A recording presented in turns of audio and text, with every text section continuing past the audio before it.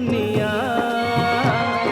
तेरा मेरा अफसाना, तेरे जैसा यार कहाँ, कहाँ ऐसा याराना, याद करेगी दुनिया, तेरा मेरा अफसाना।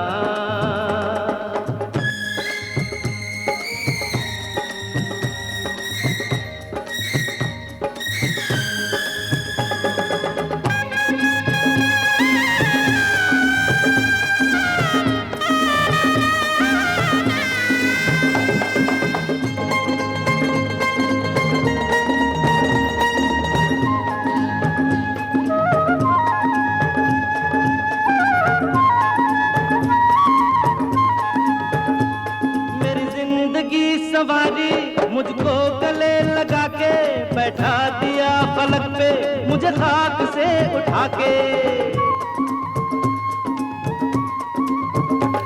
मेरी जिंदगी सवारी मुझको गले लगा के बैठा दिया फलक पे, मुझे खाक से उठा के। यारा तेरी यारी को मैंने तो खुदा माना,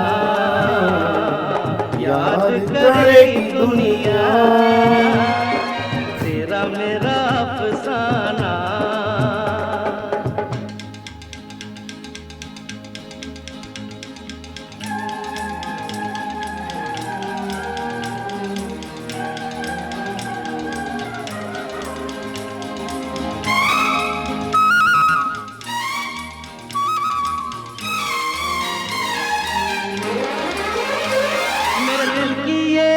है कभी दूर तू न जाए, तेरे बिना हो जीना वो दिन कभी न आए। मेरे दिल की ये दुआ है कभी दूर तू न जाए, तेरे बिना हो जीना वो दिन कभी न आए। तेरे संग जीना यहाँ, तेरे संग मर जाना, याद करेगी दुनिया, तेरा मेरा अफसाना। तेरे जैसा यार कहाँ, कहाँ ऐसा याराना, याद करेगी दुनिया, तेरा मेरा अफसाना।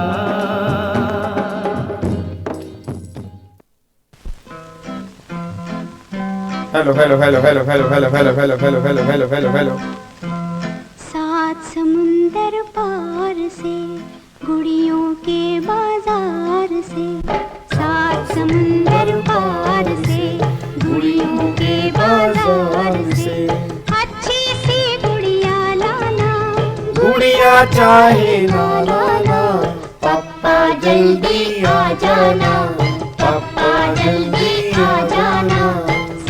समुंदर पार से गुड़ियों के बाजार से, अच्छी सी गुड़िया लाना, गुड़िया चाहे ना लाना, पापा जल्दी आ जाना, पापा जल्दी आ हाँ जाना। जी मेरे दोस्तों, क्या हाल चाल हैं आप सभी के? Very good afternoon, very good afternoon, very very good afternoon, good afternoon, good afternoon Muskaan, good afternoon Bhumika, good afternoon, happy birthday ji, बहुत बहुत शुभकामनाएं राहुल सर, आज मेरा बर्थडे है, need your blessing, happy birthday, many many happy returns of the day, बहुत बहुत सारी शुभकामनाएं आपको आपके बर्थडे की।